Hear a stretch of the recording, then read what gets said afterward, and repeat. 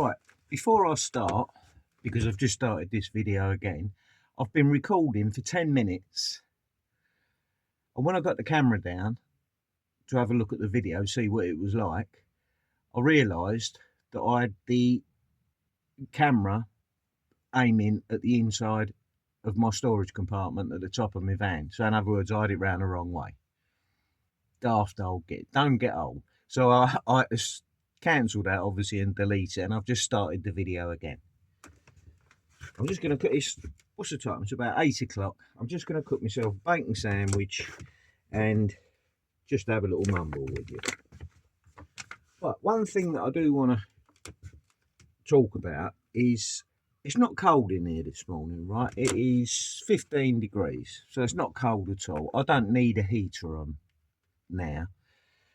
Normally I put the heater on when it goes down to sort of 12 or whatever, and as you know, or you might know, I've got a diesel heater. But I don't always use the diesel heater. In fact, I've been using a little portable butane gas heater more than I use the diesel heater. I'll show you it in a minute.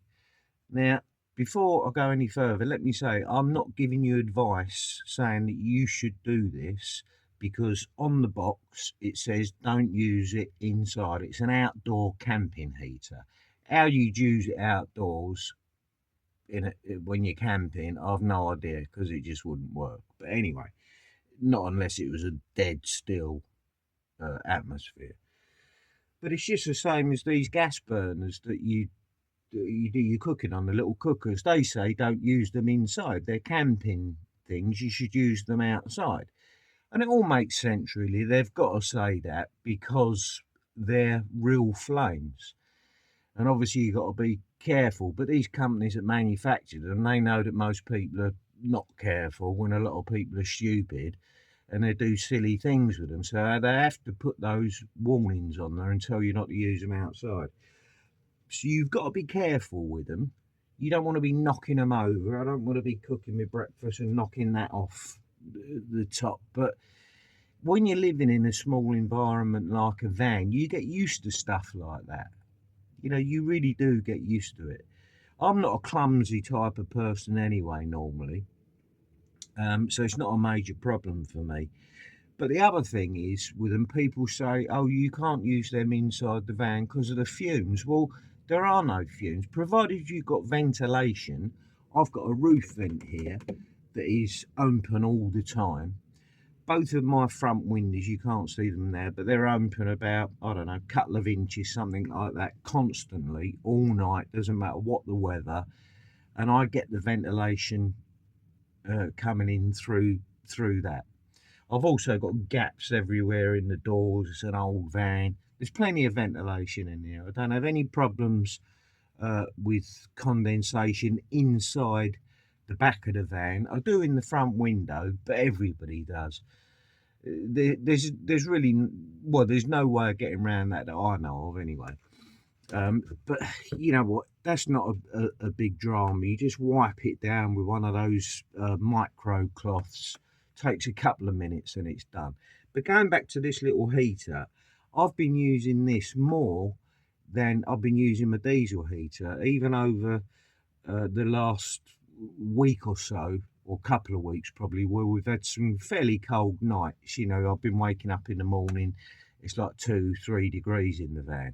That's cold enough. But rather than putting the diesel heater on, which takes a while to get going, it blows out cold air for a while, I'll go straight down to this little, I'll show you, I'll go straight down to my little butane gas heater here, and I'll turn this on. It's not on at the moment because it's not cold enough. And this warms the van up within minutes, within literally a few minutes. The van's nice and warm again. This thing here is, you can use it as a cooker as well. It goes somehow like that, or maybe it doesn't, this one, but some of them it turns right over and you can use it as a cooker. I've never done that with this. That obviously doesn't, no, that's not the case with this one. You can just directly angled there how you want it, but I just always have it like that. You have to have the handle down, otherwise that'll get hot. But these things, I tell you, are brilliant for warming the van up real quick. And I've been using this more than my diesel heater, as I said. I tend to just put the heater on, the diesel heater on, if I'm going to be in the van for another few hours, another couple of hours or something like that. But if I'm just going to get up, make myself a bit of breakfast, cup of tea, get myself together, go off to work, I'll stick that on for 15-20 minutes. And the other nice thing about them as well that I like is that when you're warm enough, because it does get warm quick, you just turn it off and it just goes off immediately, unlike a diesel heater where it's got to wind down and it goes through its process, then it turns itself off. And then half hour later or whatever, if I'm cold again, I'll just turn it back on again and it's instant heat. But again, with a diesel heater, you've now got the problem if you're going to keep draining the battery when you're turning a diesel heater on and off. That's when it takes up most of the power. They take the power coming on and when you're turning, and when they're turning off, when they're cooling down. This thing's so convenient. I can't believe that I haven't used it as much as I should have done, really. I used it in my little van before I had a diesel heater, but that didn't have the insulation in there. The insulation and also the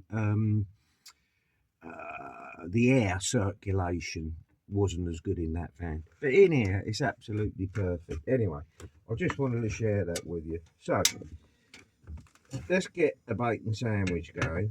And again, real flame. They say on the box, they're camping stoves, don't use them indoors.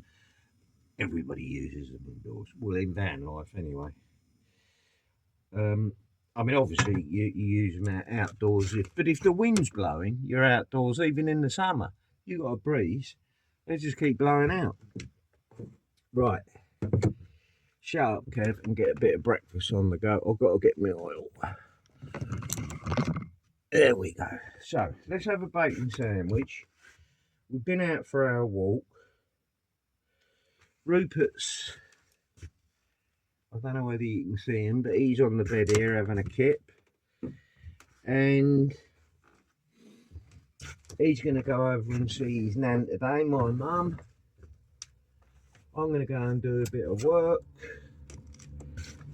Try and get a few pennies in. Business has picked up a little bit on the online sales front, and I'm working on some other stuff that's not earning me any money at the moment because it's all in the planning stage, but hopefully we'll get there in the end with that.